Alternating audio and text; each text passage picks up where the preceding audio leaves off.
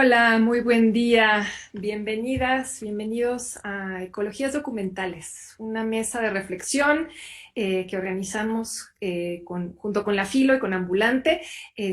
Muchísimas gracias, Guillermo, Paulina, todo el equipo de la Filo por este maravilloso espacio. Y felicidades por su aniversario, por esta edición, que me imagino que ha traído muchos retos, pero también muchas satisfacciones. Hoy nos acompañan en esta mesa Adriana Otero, cineasta, Mara Polgowski, académica, escritora, cineasta, y Teresa Camus, cineasta. Este panel propone pensar y mirar el cine documental no solo como una tecnología para la representación, la reproducción de imágenes o la transmisión de mensajes, sino como un medio ambiental en sí mismo, una atmósfera, un ecosistema. Por un lado, en un sentido muy literal, el cine actualmente es un fenómeno atmosférico porque se alberga en la nube, se transmite a través del aire, y por otro lado, su vida material, su impacto en el ambiente es innegable, ¿no? Particularmente si hablamos del cine como industria y medimos, ¿no? Lo medimos en términos de consumo de energía, generación de residuos, gases CO2, su vínculo con la revolución industrial, la ciencia y esta mirada como de progreso desarrollista que también lo ha caracterizado, ¿no? Entonces, hablar y pensar el cine documental como un medio ambiental, un ecosistema, apunta a una serie de prácticas y de relaciones entre tecnología, el entorno natural y el ser humano. Apunta a una serie de relaciones en el tiempo y en el espacio, pero también una serie de imaginarios ambientales que nos pueden abrir el camino para crear otros mundos posibles.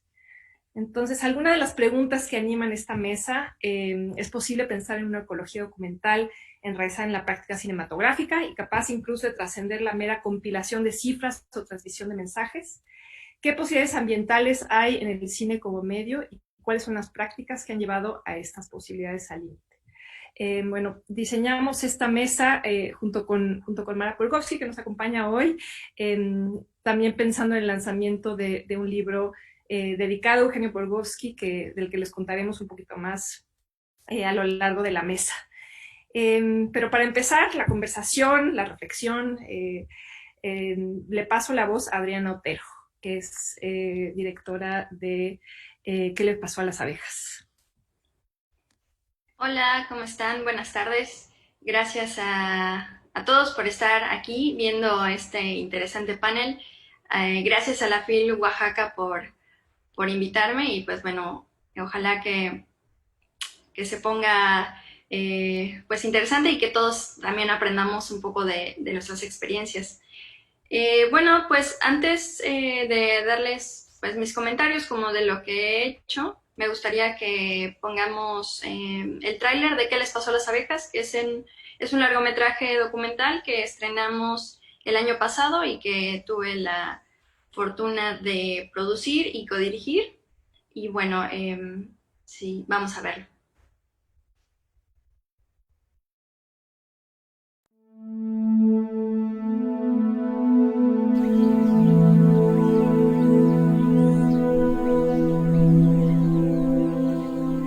La apicultura es una actividad muy importante que sustenta económicamente a las familias.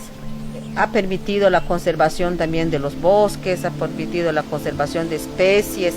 Me acuerdo muy bien que en esos años, de 40 a 45 tambores en la cosecha, pero en eso fue disminuyendo. ¿Por qué la baja de producción? Unos le atribuían a la abeja africana y otros, no, pues el cambio climático. Pero en realidad no nos damos cuenta exactamente por qué y lo teníamos alrededor.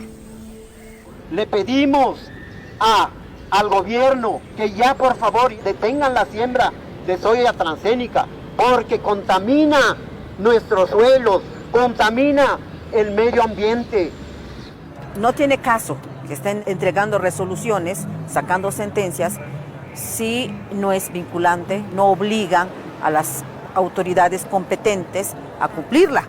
Los menonitas también somos mexicanos. Sí. Es uno. Eso no tiene que ver nada menonita o maya no. Todos somos nacidos aquí en este terreno. Ustedes son mexicanos, mis respetos. Nosotros también somos mexicanos, pero somos indígenas mayas. Ustedes no son indígenas mayas. Pero yo en mis tierras siembro lo que me da la gana. No, señor. No. Ahí está su equivocación porque esas tierras están en territorio maya. En un principio, la preocupación era nada más nuestras abejas, pero ahora la preocupación es más amplia, porque estamos viendo que la salud está en peligro, nuestras vidas están en peligro, nuestras tierras están en peligro, todo lo que nos rodea está en peligro.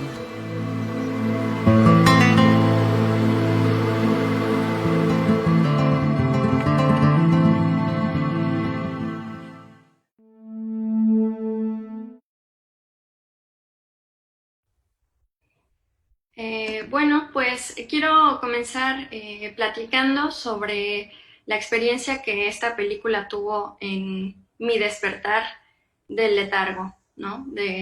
Y todo surge desde la ignorancia que tenía, puesto que no sabía lo que estaba ocurriendo tan cerca de mí. Y todo llega por una publicación que alguien compartió en redes sociales, que era una solicitud de firmas de change.org, donde aparecía don Gustavo, quienes vieron ahora en el tráiler, que estaba solicitando firmas para exigirle a la Suprema Corte de Justicia de la Nación que se prohibiera definitivamente la siembra de soya transgénica en su territorio. Entonces, bueno, pues ahí comienza la travesía. La realidad es que este problema no es lo único que está sucediendo en la península de Yucatán. Muchos lugares están siendo destruidos y en muchas ocasiones son reservas naturales. Y hablo de reservas de agua. Ahorita la península actualmente está siendo un epicentro de establecimientos de megaproyectos, principalmente de la agroindustria y las cerveceras.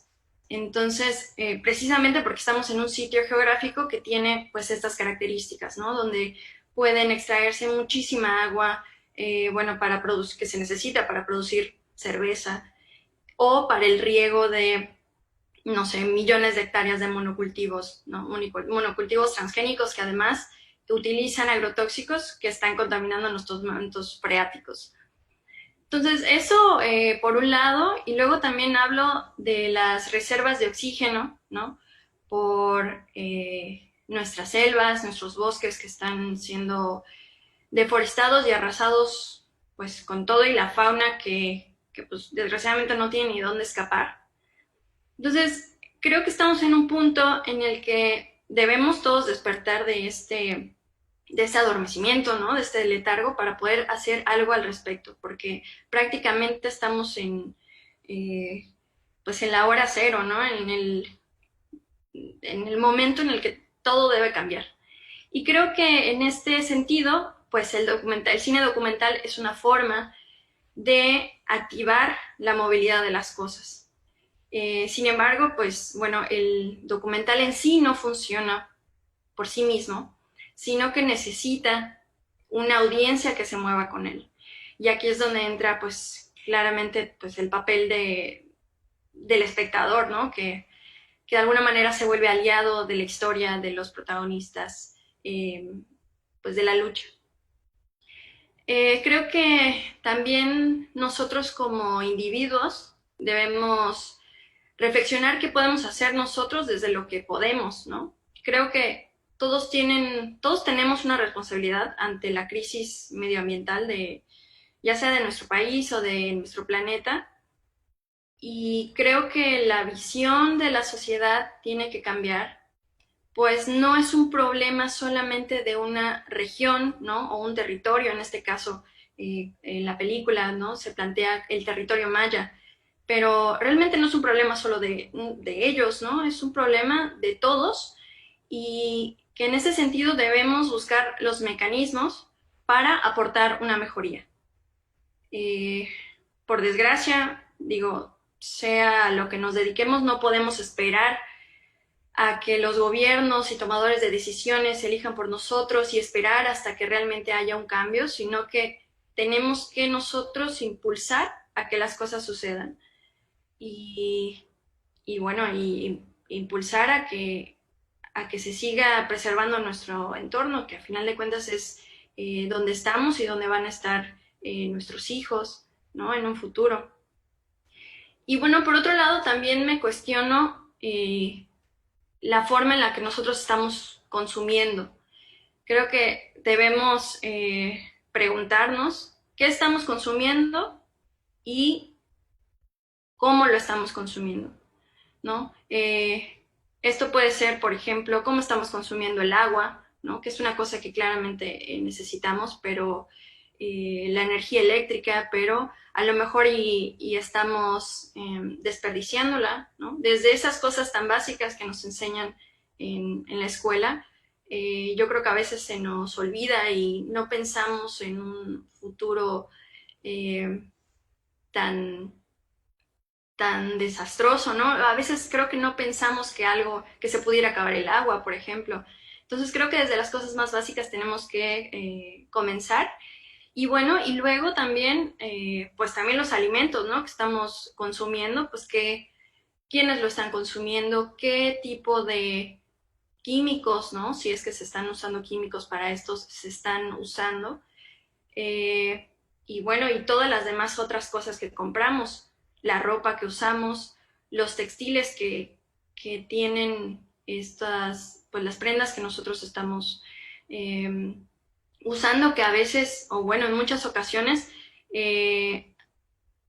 la industria textil también está contaminando el planeta por las sustancias químicas que se utilizan, los envases donde vienen los productos que compramos, y también cómo canalizamos esos desechos, ¿no? Y cómo podemos cambiar también nosotros el chip para modificar nuestros hábitos de consumo. Y esto lo digo porque sí, a veces pensamos en, ya no tengo ropa nueva, ¿no? Me necesito comprar ropa, y ahora la ropa que uno consigue, no sé, en cualquier plaza comercial, pues te das cuenta que son prendas que tienen un mes de vida, ¿no? Y tienes que tirarla y vas a comprar otro. Entonces hay que, creo que, pues empezar a esto, ¿no? A cuestionarnos y a tener un poco más de cuidado y responsabilidad con lo que estamos consumiendo. Y bueno, la parte también pues de la realización, ¿no? Como cineasta, creo que también hay que pensar en que nosotros como realizadores tenemos también una responsabilidad para las historias que tienen que ver con justicia social y climática, que los proyectos no adopten un modelo extractivista, ¿no? En el que vamos nosotros, hacemos la película, terminamos la película, exhibimos, sino que se vuelva un acompañamiento durante el hacer y el después de la película. Y bueno, pues es aquí donde viene todo el trabajo de incidencia que puede hacerse a partir de un documental, ¿no? En nuestro caso, con ¿Qué les pasó a las abejas? Estamos, pues bueno, ya hemos participado en algunos festivales, se ha visto la película. Por suerte, bueno, ganamos por ahí un estímulo que nos va a permitir estrenar en salas comerciales el 5 de marzo, también en un circuito cultural y comunitario. Entonces, pues yo creo que prácticamente, pues sí, o sea, la película no termina cuando se proyecta, ¿no? Sino que comienza una nueva vida y que probablemente, digo, sabemos que nos va a llevar años, ¿no? Porque lo que queremos hacer con la película es que, pues, logremos cambios, ¿no? Si no puede ser el gran cambio de prohibir el glifosato en todo México, ¿no? Que ya hay una propuesta por parte de, pues, ¿no? del gobierno porque esto suceda, pero no sé, por ahí a lo mejor podemos incidir un poco más, presionar un poco más, y porque a final de cuentas tampoco tenemos la certidumbre de qué va a suceder. Entonces, la película permite que se dialogue y que, pues, entre todos podamos meter un poco de presión. Y bueno, pues para concluir esta parte, pues nada más reiterar que todos podemos hacer algo para visibilizar ciertas situaciones problemáticas ambientales y apoyar de alguna manera esto, ¿no? Incluso compartiendo una publicación, que es lo que sucedió conmigo, ¿no? A partir de que alguien comparte, es que me entero y puedo hacer la película que da pie a otras cosas. Gracias. Muchas gracias, Adriana. Dijiste muchas cosas fascinantes, las estuve apuntando. Ahorita regresamos, le voy a dar tiempo a cada una de ustedes para hablar y después regresaremos a tener una conversación entre nosotras y después abriremos a preguntas del público. Así que si se les van ocurriendo cosas que les gustaría preguntar, vayan anotándolas ahí en los chats, en el chat del Facebook, para que podamos recopilar sus preguntas y traerlas aquí a la mesa. Ahora le voy a pasar el micrófono a Mara Polgovsky. Mara Polgovsky es, como ya dije al inicio, académica, escritora y cineasta y editora del libro Eugenio Polgovsky, La poética de lo real. Para quienes no saben, Eugenio fue un cineasta genial, cuya vocación ambiental quizás es más evidente en su último largometraje, Resurrección, del 2016 o 2017. Mara, te paso el micrófono. Muchas gracias, Pau. Muchas gracias a todo el equipo de la FIL Oaxaca. Sería muy lindo estar allá todos en Oaxaca, una ciudad que absolutamente adoro, donde vivió un hermano mío y de Eugenio que era un ser extraordinario llamado Demetrio y tuvo un taller de litografía llamado La Chicatana. Bueno, y realmente es un honor estar con Adriana y con Teresa. Y bueno, estoy aquí pues un poco compartiendo la voz de mi hermano, que como dijo Pau, fue un cineasta muy, muy especial, que hizo muchísimo por el documental en México, que creyó en el género cuando el género realmente tenía poca visibilidad y poca difusión y pocos premios y pocos apoyos. Y que también, como propondré en un pequeño texto, pensó en el documental no solo como desde una narrativa sobre contenido, sino tenía realmente un pensamiento formal en torno a las posibilidades del género. Entonces, para compartir algo del trabajo de Eugenio, para aquellos que no lo conozcan, simplemente voy a mostrar un extracto de Resurrección. No hay contenidos en sí mismos, sino que me interesa principalmente el trabajo formal, cómo se van entretejiendo las imágenes. Y esto lo seguiré con un texto que precisamente es parte del libro que editamos junto con Ambulante, dedicado al trabajo de Eugenio, que recorre su trayectoria desde su fotografía en blanco y negro, fotografías de niños gitanos en Polonia, de comunidades migrantes en Quebec y en diferentes partes de Canadá. Y después recorre a través de la voz de críticos y críticas de realmente todo el mundo, todo su trabajo como cineasta. Bueno, va a salir en los próximos meses. Si alguien está interesado en el libro, podemos acérquense a mí y podemos empezar a hacer como preventa, digamos. Entonces, por favor, Erique, ¿podríamos mostrar el extracto de Resurrección?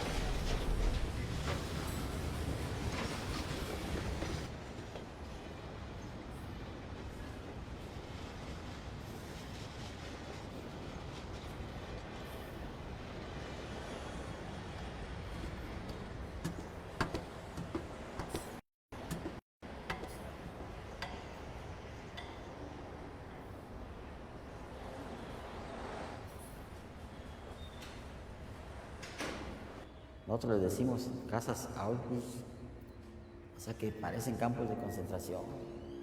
Son ciudades dormitorio donde esas empresas, por ejemplo, tienen como por norma que los trabajadores le peguen 12 horas diarias.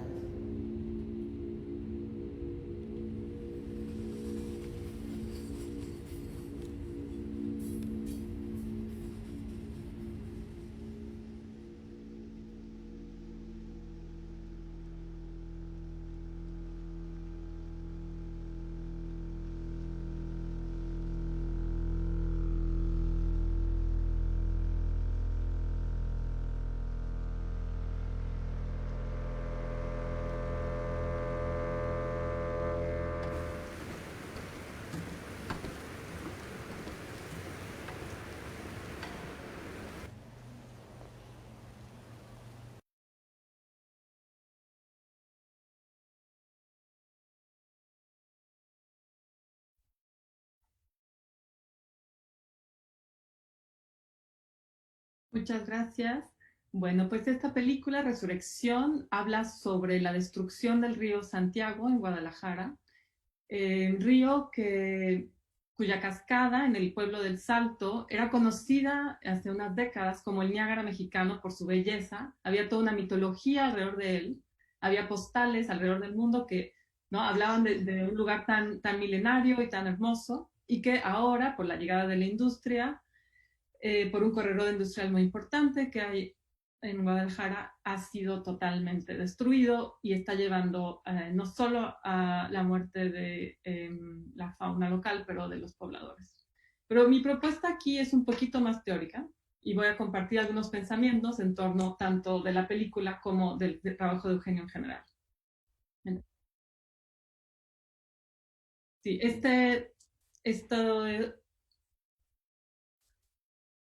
este texto que comparto es parte del libro. La portada, me parece, están viendo ahora todos en pantalla y ya la podemos quitar para comenzar. Entonces, comienzo.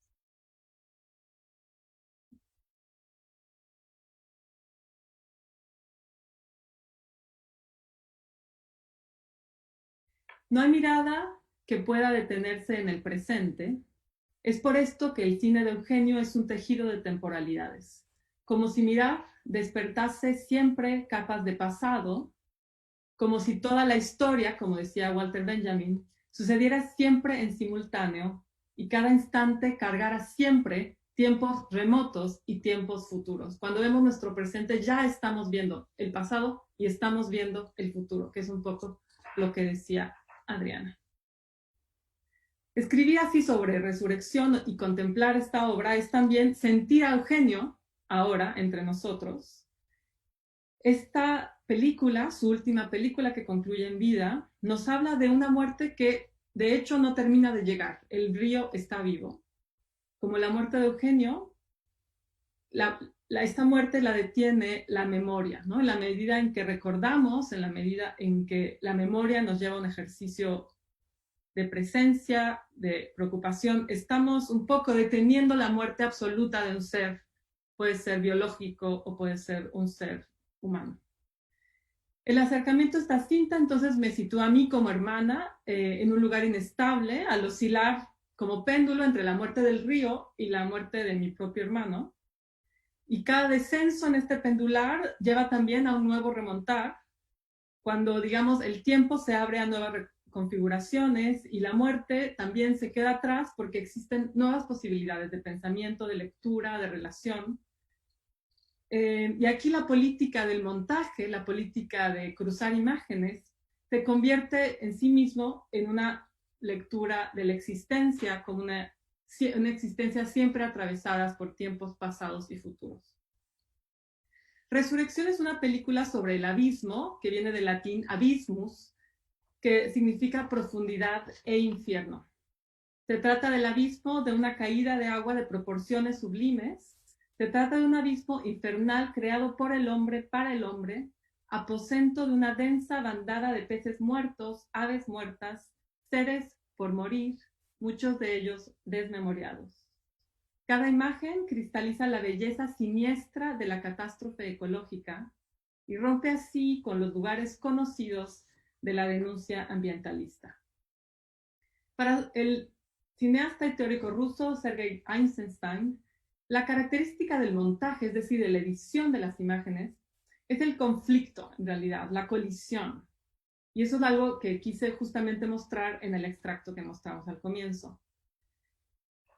Al pensar en el montaje, Eisenstein imagina el montaje algo así como la escritura ideográfica o el haiku, la poesía japonesa que conocemos como haiku.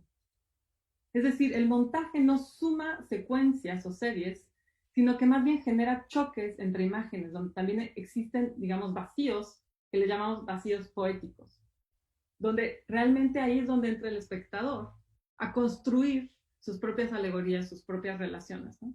En lugar de como dar los contenidos un poquito como cucharadas de papilla, digamos, el montaje te permite crear esos vacíos donde el espectador un poco como que despierta, se activa y trae su propia experiencia y su propio presente.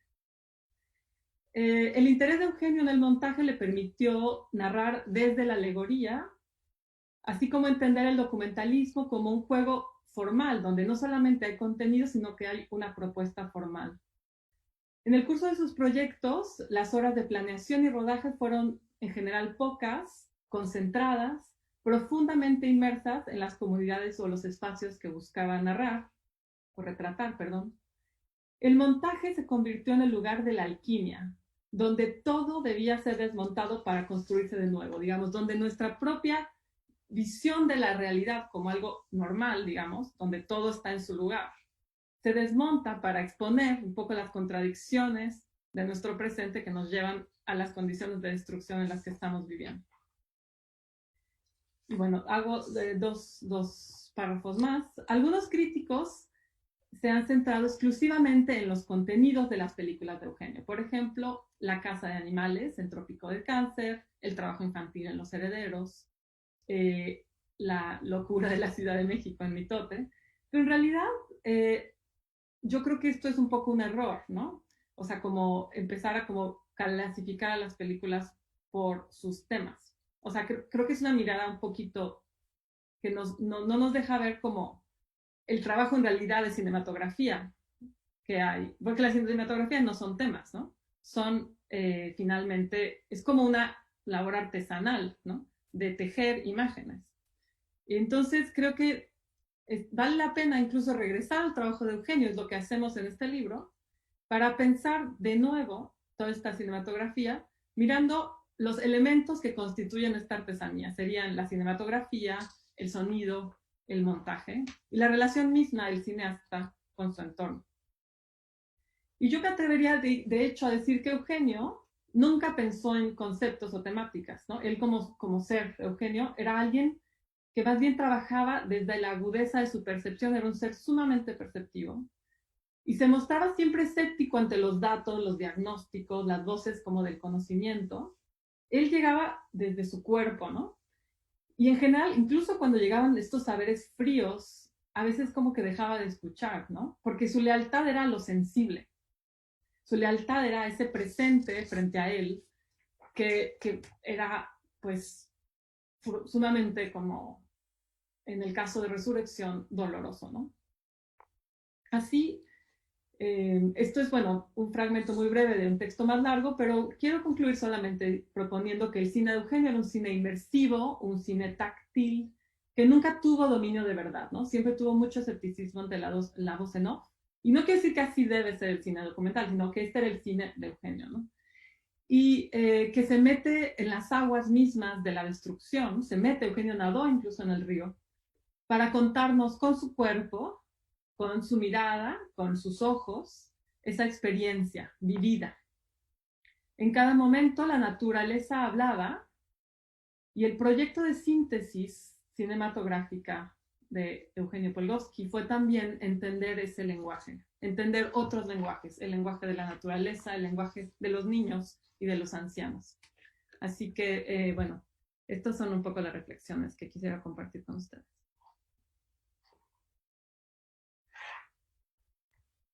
Qué ganas de ya poder leer ese texto. Muchas gracias, Mara. Increíble. Qué evocativas todas tus reflexiones. Muchas gracias.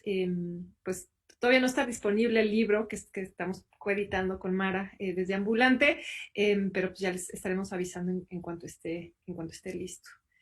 Bueno, y ahora me da mucho gusto pasarle el micrófono a Teresa Camus, documentalista, y que nos va a hablar de uno de sus documentales, Sunú, que es maravilloso. Gracias, Teresa. Ay, muchas gracias, Paulina, por la invitación a la FIL de Oaxaca y compartir esta mesa con Adriana y con Mara. Bueno, yo soy Teresa, soy de Chihuahua, soy titiritera de profesión y les quiero contar un poco cómo brinqué de contar historias haciendo teatro popular al cine documental ambiental de impacto, poniéndole todos esos nombres importantes. Yo tuve una compañía de teatro indígena en la Sierra Tarahumara por 10 años, en donde con pedazos de cartón y palos y pintura construíamos títeres y los jóvenes, muchachos y muchachas rarámuris que desertaron de la escuela porque el sistema educativo en la sierra era muy malo o sigue siendo muy malo, contaban sus historias y su punto de vista sobre su realidad. Y por todo este tiempo los guiones que hacíamos y las historias que contábamos detrás del cerro, en medio del barranco, en el salón ejidal, atrás de la iglesia, ¿no?, para el pueblo, tenían que ver con su vida, con su medio ambiente, con su lucha, con su visión. Y al cerrar yo este trabajo, como que reaccioné y me di cuenta que el tema principal que ellos siempre querían contar y compartir en el teatro era la importancia para ellos del maíz, de la semilla. Y Sunú, mi película, que se estrenó en el 2015, significa maíz en rarámuri. Entonces, en ese momento yo me di cuenta que el teatro que yo hacía era efímero y muy bonito, de ellos para ellos, pero su pensar, su forma de ver la vida, su resistencia de seguir sembrando su semilla nativa, pues se quedaba en esas historias en medio de los cerros y de los barrancos, y es cuando dije tengo que buscar un medio audiovisual donde pueda compartir esta experiencia y llevarla pues a todo el mundo, ¿no? Porque el tema de la soberanía alimentaria, el tema del maíz nativo, del maíz transgénico, pues es un tema de todos y que todos tenemos que saber y tenemos que decidir. Aquí es cuando brinqué al cine documental. Y por esa razón, por 5 años, me dediqué a hacer esta película, que significa, o sea, que trata de la lucha de los pequeños y medianos productores de México para conservar su conocimiento, sus semillas nativas y su forma de vida. Entonces ahorita le quiero pedir a Eric, por favor, si puede comenzar a compartir las fotos. Sí.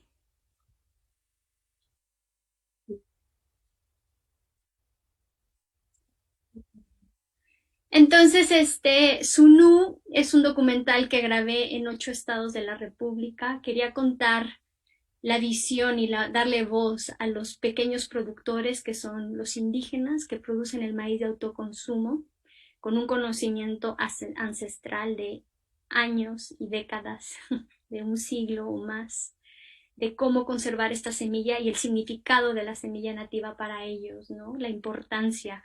Los productores de autoconsumo de maíz lo producen en comunidad, en familia, donde viene desde el abuelo, el tío, el primo, la mamá, todos se juntan a celebrar, a sembrar la tierra, a escardar la tierra, a cosechar el maíz, ¿no? Y cuando lo cosechan, bailan y hacen sus rituales importantes como para agradecer a su Dios, al Onoruame, para saber que van a estar bien, que el año va a pasar bien.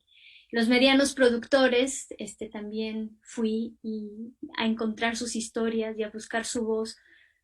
Son los productores de maíz temporalero, ¿no? Y siento que para mí ahí es donde empezó una tristeza muy grande, porque son los que más han estado afectados por el Tratado de Libre Comercio, porque cuando se firma el Tratado de Libre Comercio, se cierra la CONASUPO, se cierra los bancos rurales donde los medianos productores podían pedir apoyo económico para sus siembras, y después en la CONASUPO vendían su maíz, su frijol, su producto, y así es como se esparcía el alimento por todo el país, ¿no? Entonces, con el Tratado de Libre Comercio se cierra el banco, se cierra la CONASUPO y se quedan ellos desamparados porque el país apuesta a la industria, ¿no? A la producción masiva de maíz. Y muchos de estos campesinos temporaleros acaban migrando a la ciudad, ¿no? A trabajar a las maquilas, a trabajar de albañiles, pero también muchos migran a Estados Unidos, y ahí una gran parte del campo mexicano se quedó sola. Entonces en Sunú se sigue la vida de uno de estos grandes hombres ya muy mayor que sigue trabajando la tierra, pero solo porque sus hijos ya están en Estados Unidos o ya no quisieron seguir el oficio del campesino por la dificultad que tienen ellos para producir el maíz.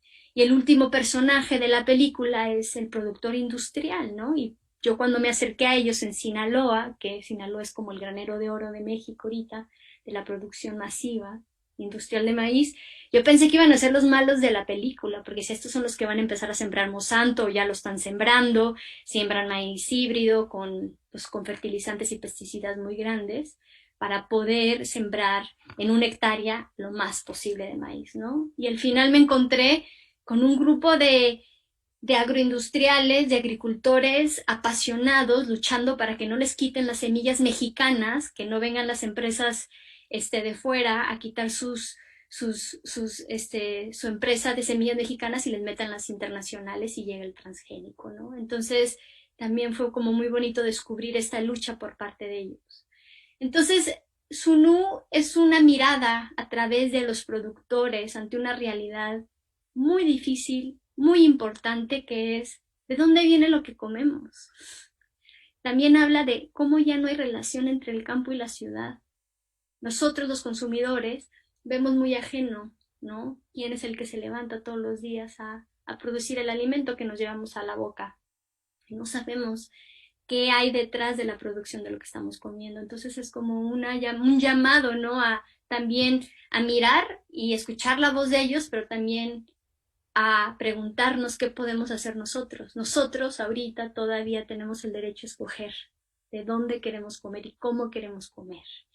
En México, tristemente, sí hay mucho racismo todavía hacia el campesino, ¿no?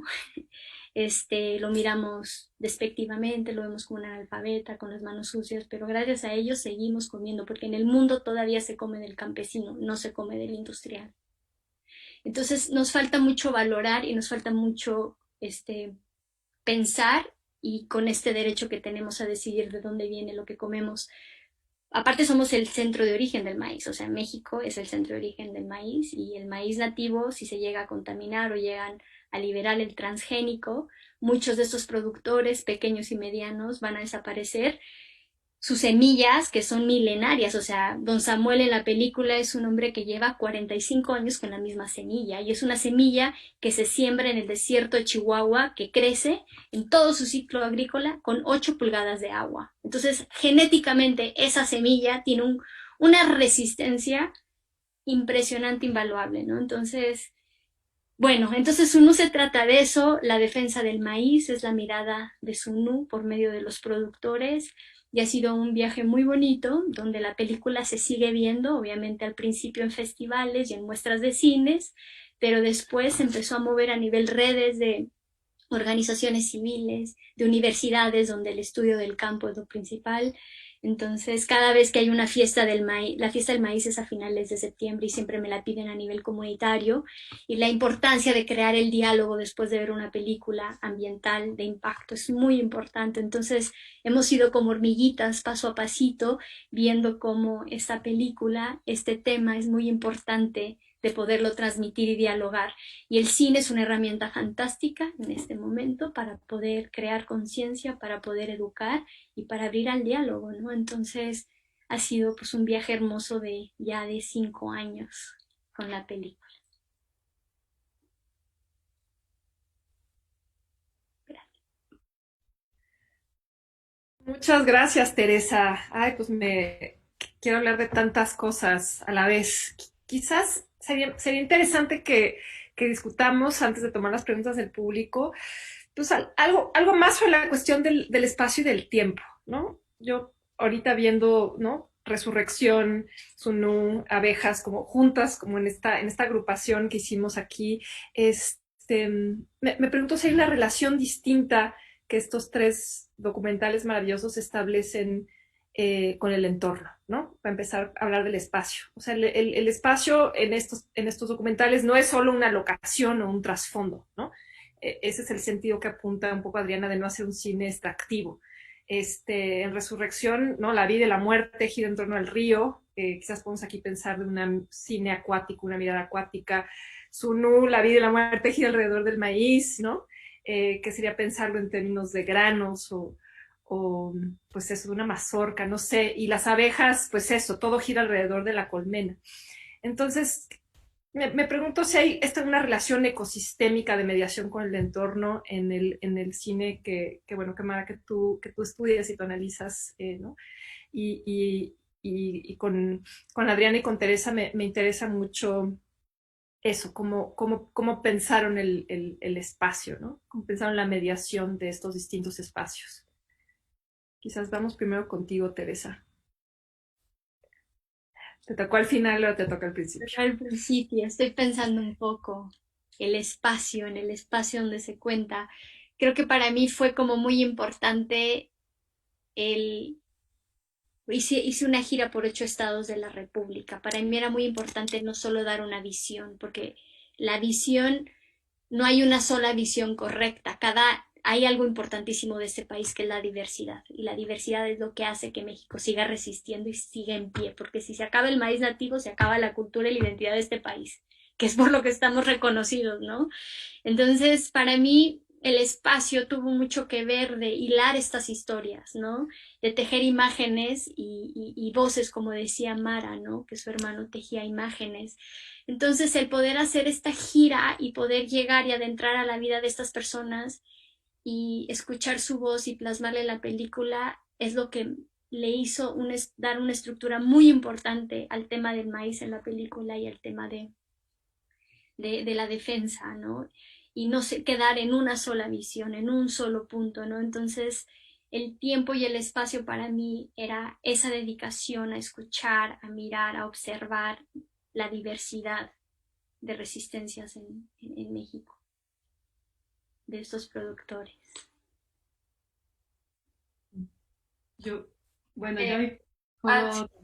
Perdón. Sí, claro, Mara. Bueno, solamente, digamos, hablar de resurrección, el espacio es interesante porque yo creo que tiene muchas capas, porque la película trabaja no solo con material filmado en 2014, sino con materiales de archivo. Entonces siempre es un espacio que es como las capas de la tierra geológicas, donde tenemos, y se van también juxtaponiendo presente, pasado, que te hace sentir que, digamos, el presente de ahora va a ser el pasado de ese futuro, ¿no? Entonces estás ahí siempre, como que hay una relación temporalidad y espacio muy, muy, muy, muy, muy presente.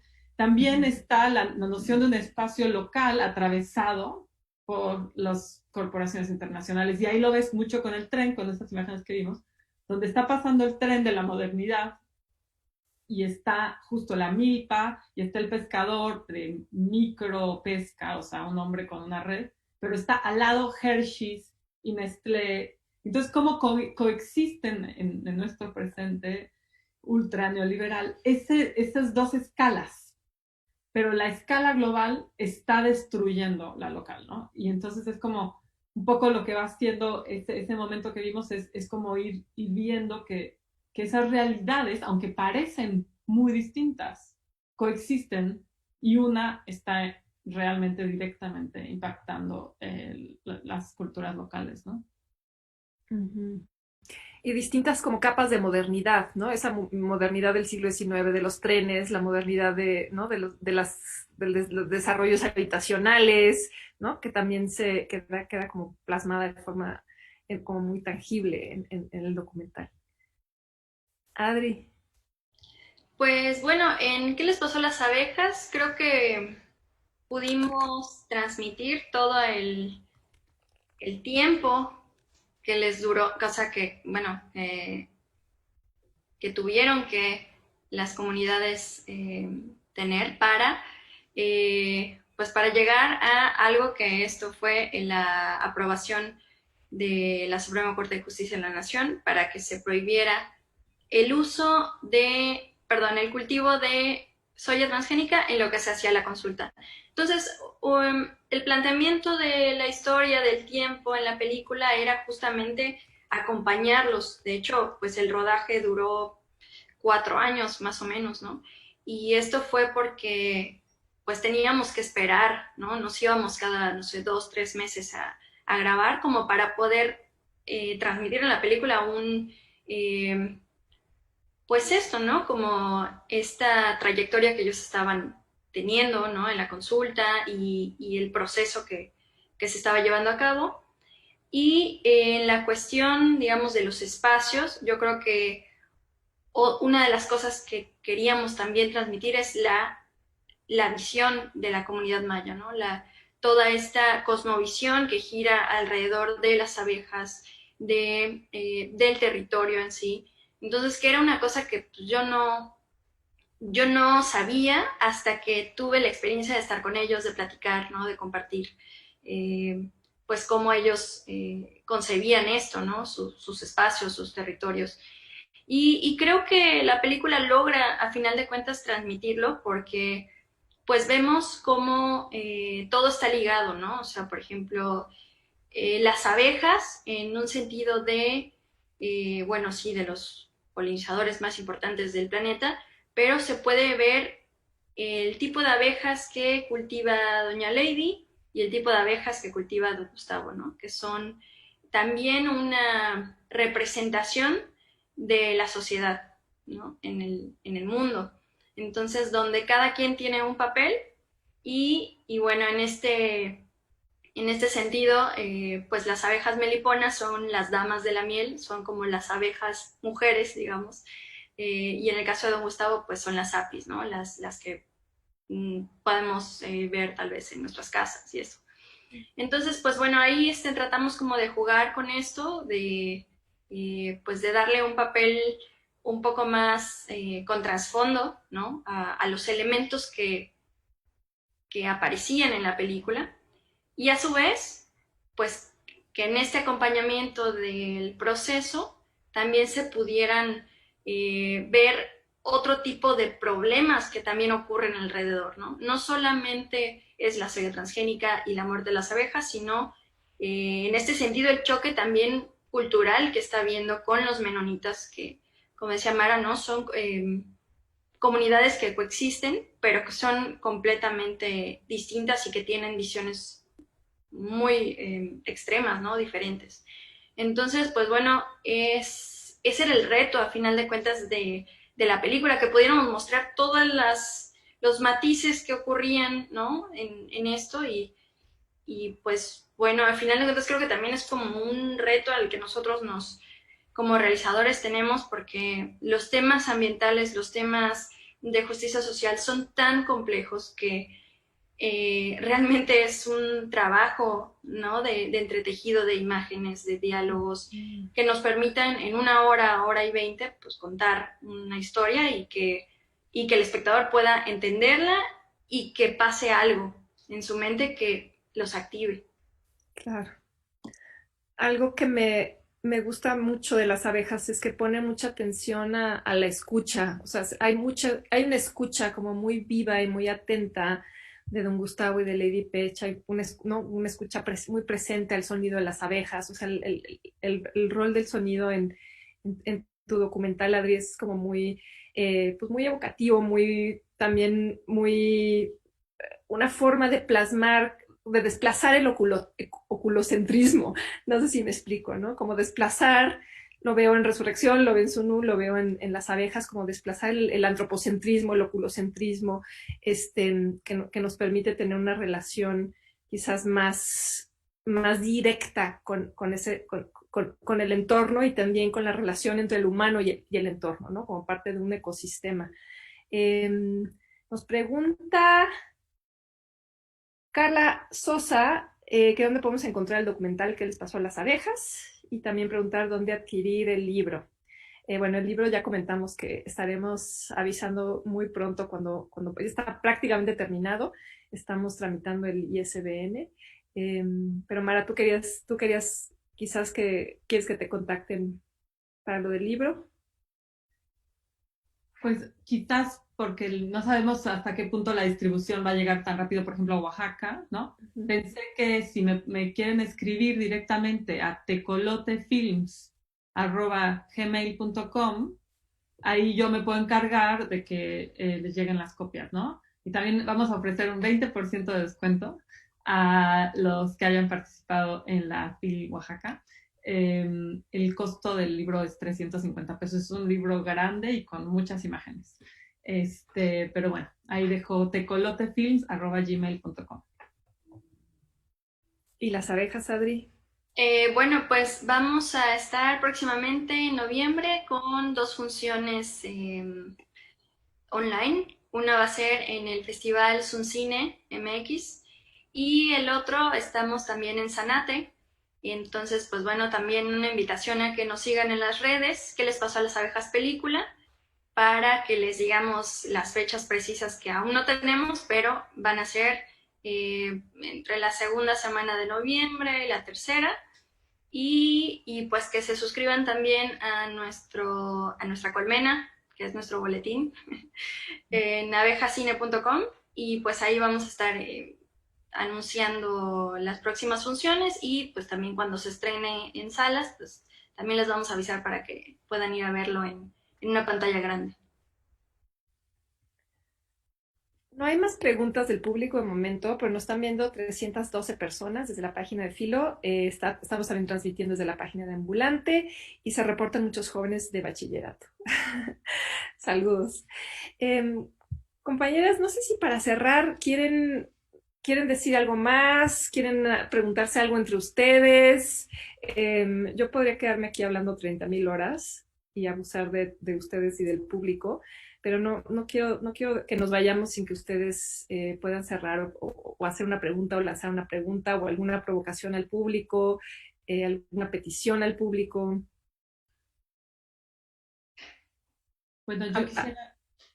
yo solo iba a decir que, bueno, que también el contexto donde se hace este film ambientalista es un contexto de hostigamiento y asesinato y marginación, etcétera, de líderes ambientales.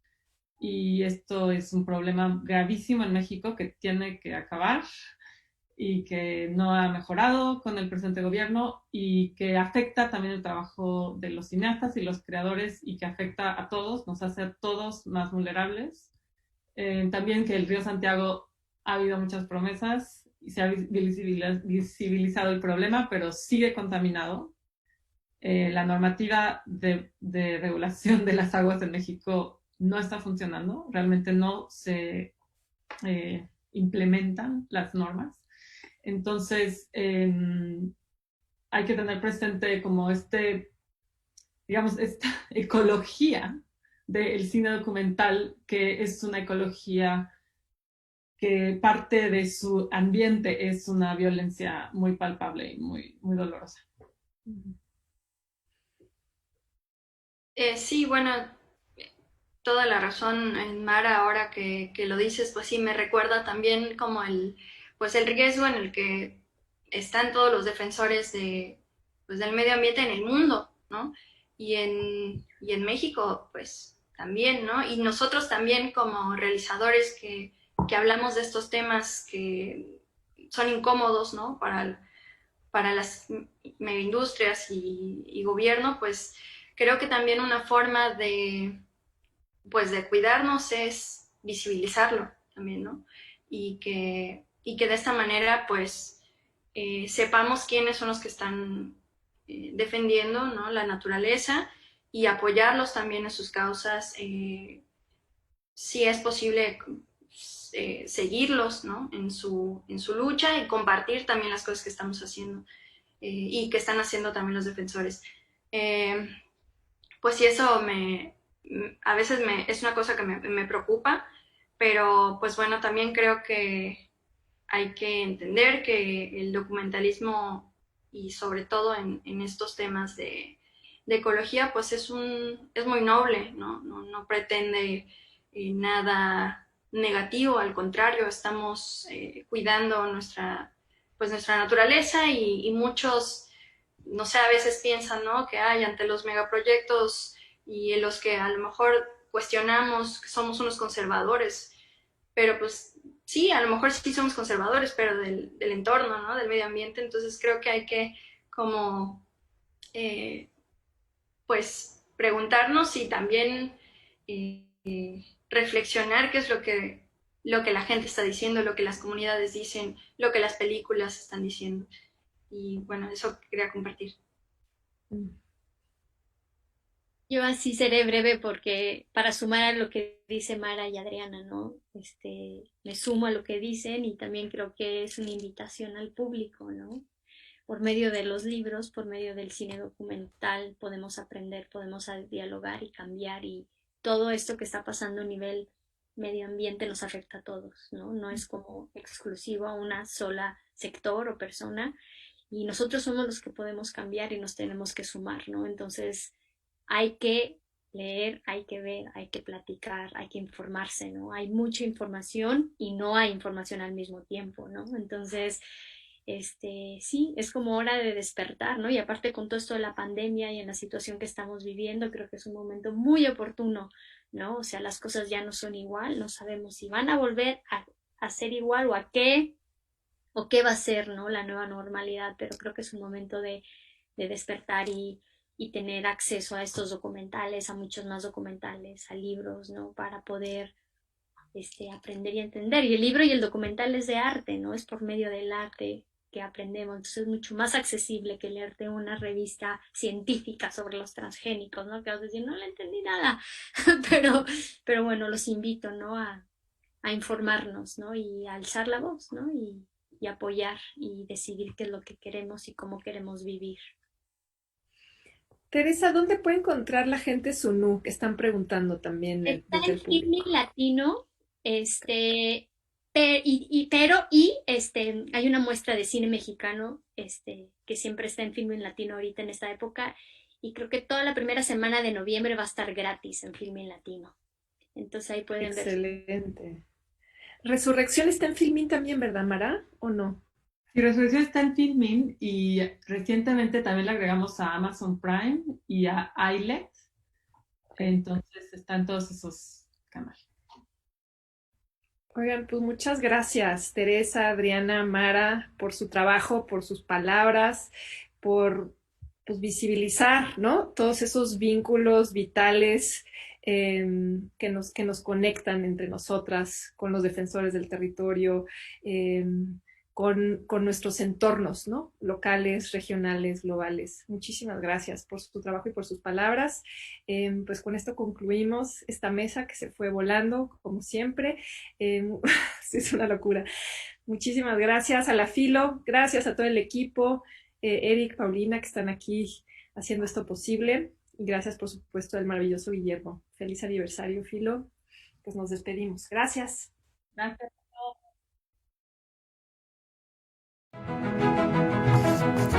Thank you.